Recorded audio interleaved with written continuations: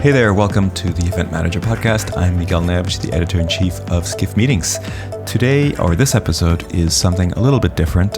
We have no special invited guest. It is just me, so hopefully you will enjoy it. But it is a special episode around event tech and the state of event tech. And it's really around my visit to the Event Tech Live trade show that happened in London this week, and my impressions of the show, and kind of thinking outside the box about what that means. Who was there? What did we talk about in the aisles? What is the state of event tech? Who's investing in what? What are those conversations? And who's paying attention? Because I think event tech has gone through that crazy ride of the pandemic of being virtual events being the only thing that we're able to do. Now that we're able to do in-person events, where does that leave the industry? And so I've tried to have these conversations and kind of distill them into a short podcast for you to listen to and hopefully get an impression of what's happening with event tech at the moment. So I hope you enjoy that. I hope you check out the other episodes of the Event Manager podcast. So without further ado, this is the event tech episode of the Event Manager podcast.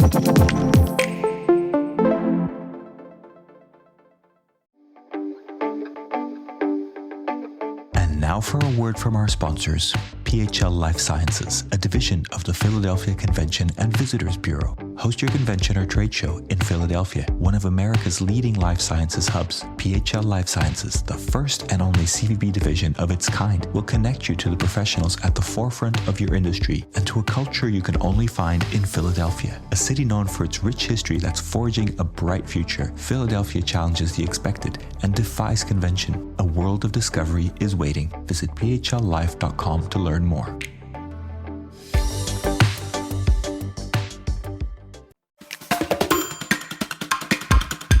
Hi everybody, Miguel Neves, Editor-in-Chief here. I wanted to talk to you a little bit about event tech. And the reason for this is that I've just come back from Event Tech Live, a show that takes place in London and is fully dedicated to event tech. I think it is, to my knowledge, the only show, at least in Europe, that is fully dedicated to event technology. And so it's a really interesting opportunity to just understand where we are and understand the state of event tech right now. And I have to say, I was pretty impressed. I think that event tech has gone through definitely a crazy bubble in 2020 and 21. And of course, we saw those amazing amounts of funding coming into the industry. Hopin valued at close to $8 billion and receiving over $1 billion in funding. Crazy amounts, and a number of IPOs as well, including Cvent, who re-IPO'd. Lots of interesting things happening over the last 2.5 years.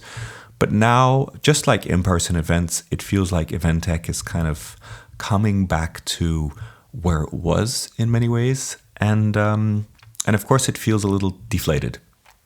And that's unavoidable, I think. I think that's just the nature if you go through such a crazy bubble and then you come back to sort of where you were before that. I think it's quite hard to really feel successful or feel really happy about it.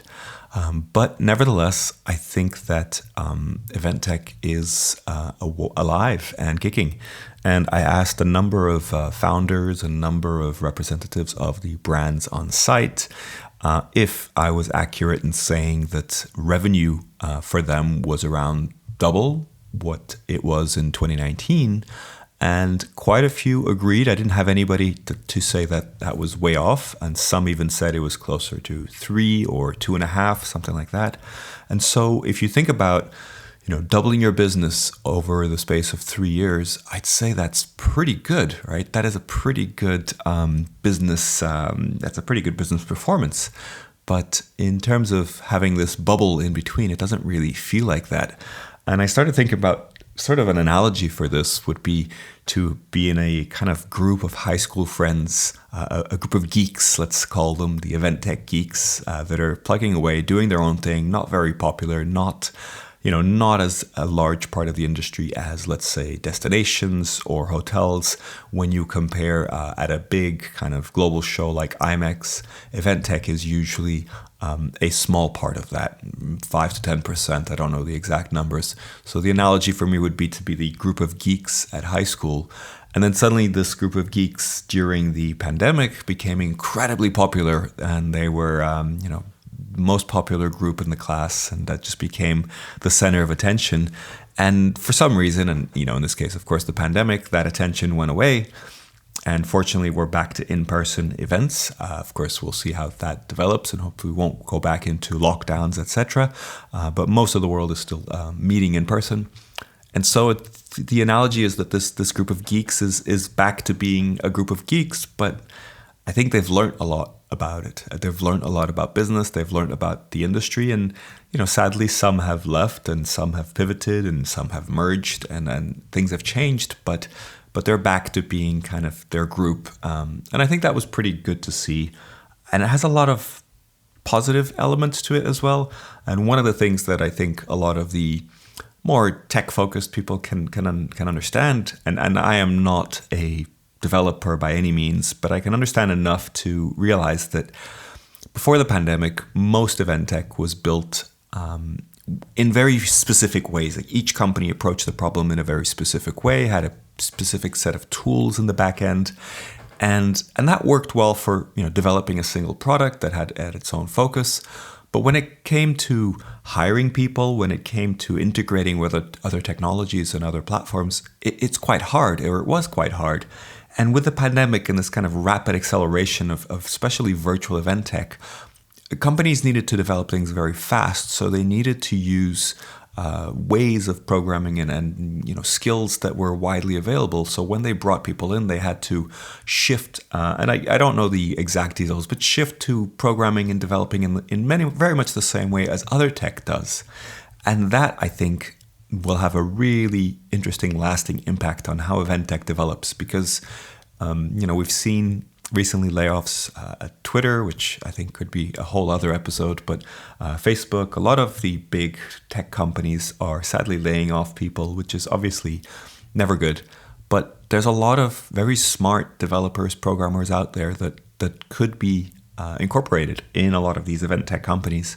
And I think that rapid development because of the pandemic has changed things a little bit, and that sort of tech stack behind the scenes is now much more compatible with other tech stacks, and I think that's really good news. So I expect some really, at least the speed of development that companies have, I think has really changed now, and I think that's good news across the board. So that was my first kind of feeling about the show. Just to give you some numbers, the organizers said that there was about 6,500 people registered, or over 6,500. That includes people that registered just to participate online, because there was an online component. It was hybrid in some ways. The show, they didn't advertise it as hybrid, but it did have a virtual day the day before, and that was Tuesday the 15th. And then there was 2 on-site days on the 16th and 17th. And the organizers also confirmed that there was about 1,500 at the end of day 1 that came through the door. I don't know if day 2 was as successful, but if you're thinking maybe a couple of thousand, maybe 2,500 came through the show over the course of the 2 days. That's a significant number. This is not an IMEX that has maybe 12,000 people, something like that. This is definitely a smaller show, but it is bigger than any of the tech sectors at IMEX or IBTM World or any of the other shows. So if you're focused on event tech, particularly if you're London, UK, and even European based, I think it is a valuable way to look at what is out there in terms of event tech. So just to go through a little bit of who was there, who was exhibiting, who was investing in the show. The big investors were Stova. They were sort of the main sponsor, and I was fortunate to be invited to join Stova on stage. Chad Blaze, the chief revenue officer, was moderating a session. also with myself and also Reese Morgan from JP Morgan. That was very good session, well attended, and we discussed really the present and the future of event technology. So I think that was part of the investment of Stova in the show. So they were definitely one of the big investors in the show. Hubelo, I think, probably had the biggest floor space in terms of their booth. They had a big booth with a media kind of area with some food as well, some entertainment. So they were definitely there in force. We had Bizibo, Notified, One World Rental, which is more on the production side. They had quite a big stand. Rain Focus was there. Of course, Cvent had a big presence as well. And a couple of brands that may be less known, Unity and Nuna. Unity rebranded 3D VR live events, I believe the old name was, and Nuna, which was more of a camera action, one of those kind of booths to capture fun videos for social media. That was the main focus of Nuna's activation at the show. They were the larger booths. There was a lot of small booths as well, but they were the larger one. And just to say, I know that Event Tech Live partners with a lot of people in different ways. So the size of the booth isn't necessarily a reflection of the size of the company and how much they're investing in event tech. But it nevertheless is an interesting indication, and I think it's valuable to understand who invests and who doesn't. Of course, one big company that was absent and has been absent pretty much from every event is Hopin, after their big rounds of investment and really doing a lot in 2021 to capture the attention of the event industry at IMEX and other trade shows. They've really shifted their strategy. Unfortunately, announced another round of layoffs very recently, but they've also announced that they're really shifting their strategy and they're splitting out their products, which I think is a really interesting approach. And I think we'll definitely be talking more about that on Skift Meetings, so look out for that. But they were definitely not there. And a number of other kind of larger players, maybe they don't have a representation in Europe or in the UK as strong, so they would have opted not to be there. But notable absences: WebEx Events, they had a big stand at IMEX, but they weren't here in the UK. SpotMe, Event Mobi, people like that did not participate in this event, and for whatever reason, I don't really want to speculate, but I think it was still an interesting representation of who is investing and who is looking for business, who's actively looking for business, particularly in the UK market. Another thing I wanted to point out is how much education was happening at the show. There was 4 separate stages, varying capacities. There was also little areas for kind of roundtable conversations, but 4 separate stages. Varying capacities, I think something from around 70 or 80 people capacity in the main stage to something like 20 or 30 people, all using headphones, so to keep kind of the noise levels down. There are also speakers, but the noise levels I don't think were an issue, so I think it actually worked quite well. And what was also nice is that all the sessions on these stages were captured on video. We saw, I believe, the One World Rental team. I could be wrong about who was actually managing that, but we saw them do a sort of live mix of cameras and potentially slides where there were slides for the video. So I expect those to be released pretty quickly, and a lot of interesting content there. I think that approach is really interesting. Obviously not cheap. There are some costs around capturing that, but if you're going to go to the trouble of putting on a lot of education, then I think it's a really valid way of doing that. I don't believe there was live streaming of these sessions, but I think they will be mixed and sort of uploaded pretty quickly. So I think that's a really interesting approach. But just a comment around how much, these education areas, these stages took up probably something like 20 or 30% of the total floor space.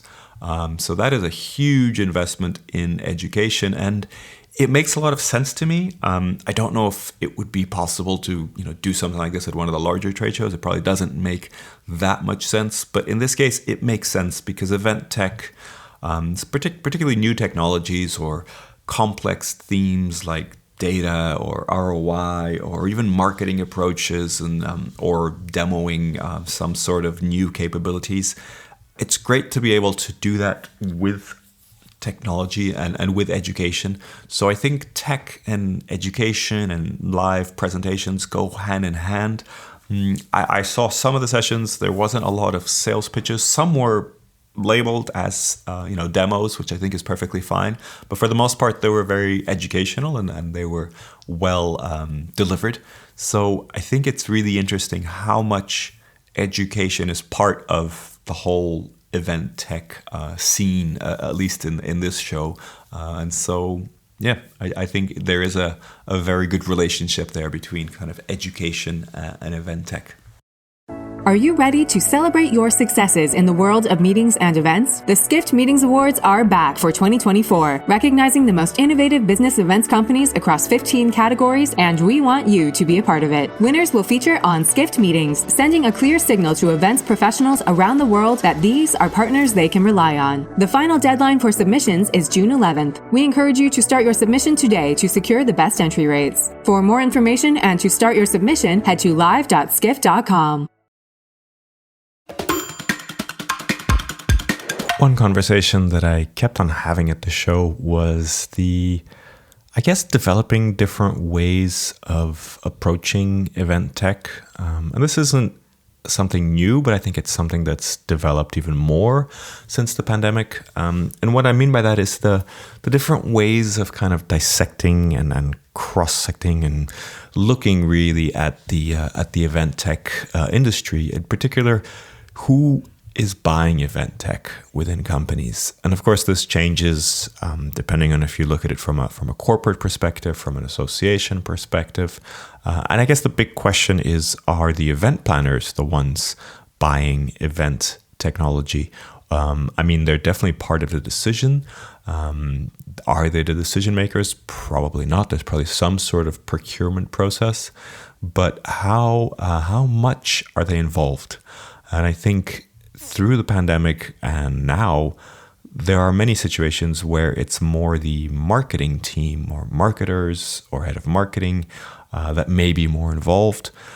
There may be also situations where HR is involved in the sense of event tech to help run internal events or community building events, or even event tech that helps to manage communities, whether they be internal or external.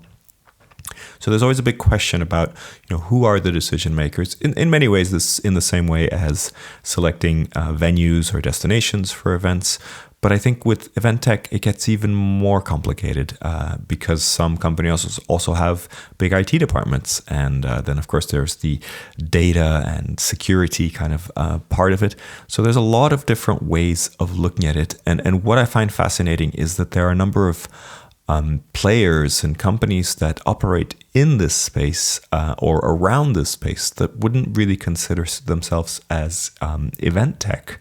Or, we had the opportunity to speak with Mark Lair from Open Exchange. If you look at if you listen to that podcast a few weeks back, that was fascinating. Open Exchange is not a platform that I'm familiar with. I don't think they see themselves necessarily as part of the event tech group of companies, but they're a pretty large company and they definitely operate, as far as I'm concerned, in events, right? They do investor relations events, they do IPO webinars, they do all sorts of sort of banking and financially connected types of virtual events. And that's their niche, that's their business. I would say that is event tech, but it's an event tech that serves a very specific niche. So I think that's kind of interesting. The other kind of angle to that is that what drives discovery? Who's asking for different event tech or different tools or different things that they can do with event tech? Is it the planners? Is it the marketers? Is it IT from a security perspective? Is it HR? Are there other departments involved that might be looking for those things? And in particular, I think that the marketing angle is really interesting in the way that, with cookies going away and a lot of the ways that marketers have used a lot of online marketing changing quickly.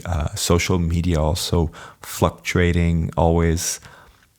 Marketing events and the connection between marketing of events and marketing a company through events or sales, etc.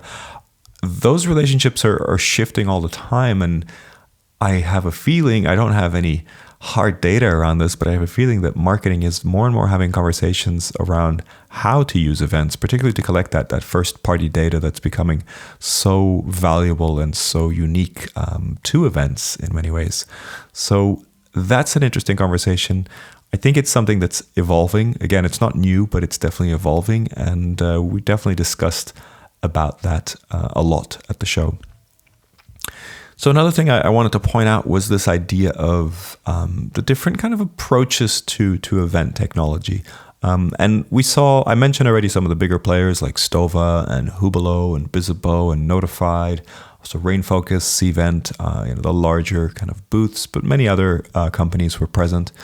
And most of these companies, I feel, are going for this kind of all-in-one approach. They want to make sure they have all the software that's needed, particularly for corporate clients, for that enterprise model, so that they can become the platform that companies go to for all kinds of events, be they big product launches, be they big association events in the case of associations, or small webinars, the community management side of things, but also the in-person side of things. They all want to have a strong registration part, a strong badging. They want to have a good check-in process. A lot of different elements, the lead scanning for the trade show component, or even leads at sessions or controlling access to sessions, those kind of things. Those are all important. And if you want to be able to provide all that, I think that's really important. And so all these companies have this kind of all-in-one approach. Some use the word hybrid, some stay away from it, but essentially they want to be able to provide a really comprehensive set of products and services for anybody organizing events, particularly those that organize events on an ongoing basis. I think there's definitely a focus on this sort of more annual contract rather than a kind of one-off kind of contract. I think everybody's kind of staying away from one-offs as much as possible. Those would be more the kind of the SaaS model or the software as a service, where you have quick setups and quick turnarounds, but not necessarily a fully customized experience or anything like that. And the reason I mention this is that what then happens, particularly at trade shows, is that it's quite hard to find new ideas. It's quite hard to differentiate between the platforms because most of them will do most of the features. And I think Brant Kruger was somebody who mentioned this a while back, and I think he's right. Something like 80% of the platforms will have 80% of the features. So when you're looking for a specific feature, most of the larger players will have features, something like chat, polling, registration, whatever it is. Some will do those things better than others, but essentially they all have all the features to some extent, most of the features. So I think trade shows like this and hopefully Skift Meetings as well is helpful in that respect, are great resources to find new ideas, because I think those new ideas always come from the smaller players, from the startups, from the people who either take a different approach to the issue or the problem or whatever the platform is trying to do, or just new ideas, new types of technology. And so I wanted to highlight a few of these that I think I saw that more the themes that I saw coming up, but I think they're worth exploring. And I think for a particular type of clients, I think especially if you're trying to impress or change some sort of behavior, I think trying something that's not standardized is probably a really, really good way to go. So I had a chat with Rocco Harrow from Kickback Space, one of the platforms that's metaverse-like or 3D VR. And they do one type of approach, which is a kind of 3D environment, and then you have a sort of video square or kind of a live video feed that's kind of floating and overlaid on that space. And he has good reasons why he thinks that is the best approach. and that works well. It's quite immersive, but at the same time, you don't have to create an avatar and lose that video feed, which in many ways makes sense to connect directly with that video feed. So I think that's one approach. But I bring this up because Rocco on his booth had a whole kind of diagram of different approaches to the different really approaches to virtual events, from the basic kind of webinar camera to the avatar-based 3D model, also the kind of spatial overhead view where you can move around and kind of find each other a little bit like you can do in 3D spaces, but not a 3D space.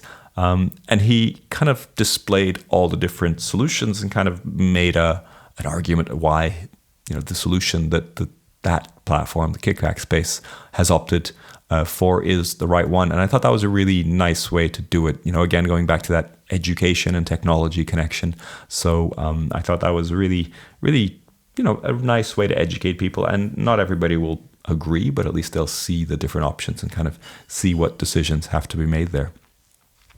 Another thing that has come through in a number of different platforms on site was this idea of using AI or technology, or using more newer tools to edit content. So video recorded content. There was a couple of platforms that had AI capabilities to summarize video content, which I think is something that a lot of planners can really relate to. That idea that if you capture a lot of content, not all of it is useful or very nice to watch online. So if you can capture that, summarize it, sometimes very short summaries to use on social media can be really useful and really powerful. Sometimes a longer summary, but still a valid summary of a session is really interesting.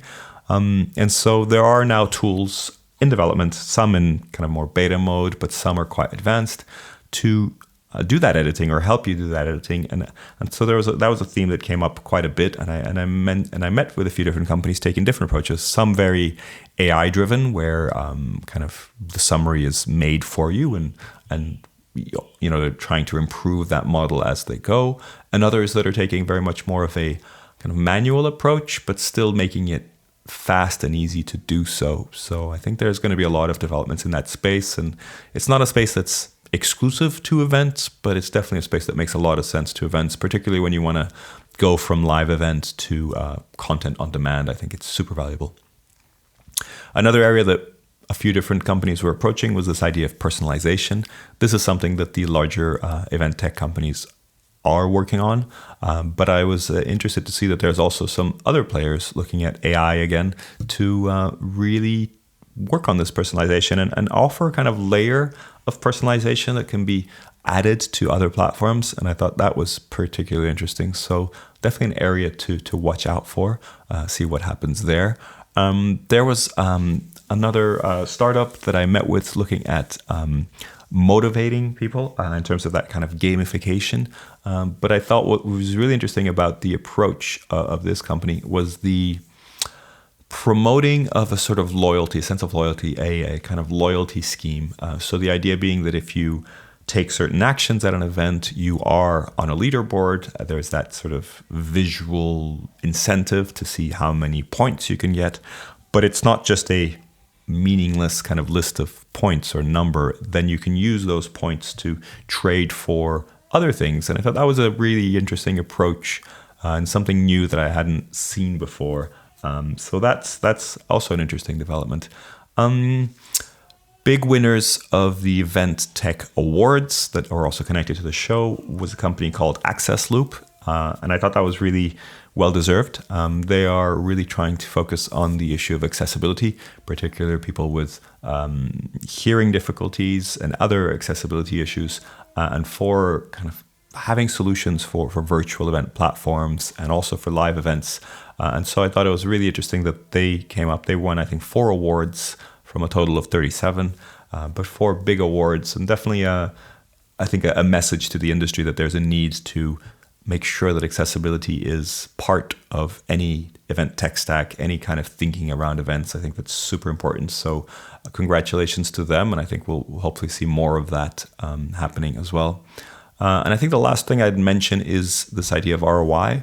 and trying to figure out how to measure data at events. I spoke to a company that monitors, that uses cameras to monitor traffic at trade shows. So really their clients are the big people exhibiting at trade shows. And so using cameras, anonymized, so not taking any kind of video, but just using cameras to capture how many people are around the booth and what are they looking at. And I thought that was kind of interesting because it's a very safe approach. You're not capturing any sensitive data. So in terms of GDPR and other data privacy issues, there's no real issue there. And particularly when using this kind of technology at medical meetings and other kind of sectors that are highly regulated, this is something that comes up a lot, that there's a lot of restrictions. But in this case, this is, according to the vendor, very much safe for any of those environments.